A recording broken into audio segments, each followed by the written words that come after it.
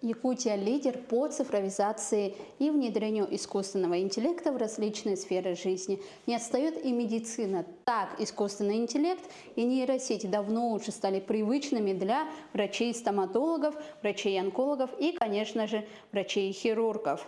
Давайте немножко поговорим об искусственном интеллекте в стоматологии. Итак, искусственный интеллект не заменяет врача-стоматолога, а помогает ему в кратчайшие сроки определить проблемные места и своевременно начать лечение. После получения компьютерной томографии мы используем специальную программу «Диагнокат», который делает нам отчет и анализ ситуации полости рта у пациента.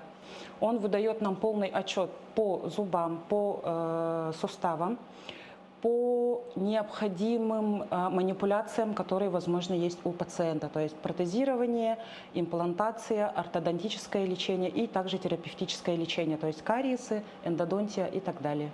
Внедрение искусственного интеллекта – настоящий прорыв для отрасли медицины.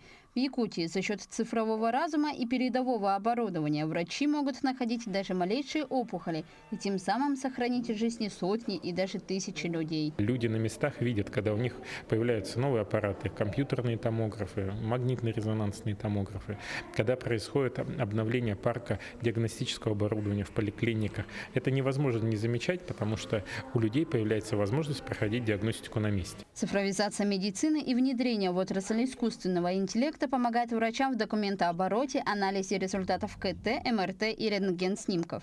А с помощью передового оборудования те же самые операции стали более точными и сократили время пребывания пациентов на хирургических столах. Вероника Таюрская, Алита Махно, Семен Егоров, Якутск.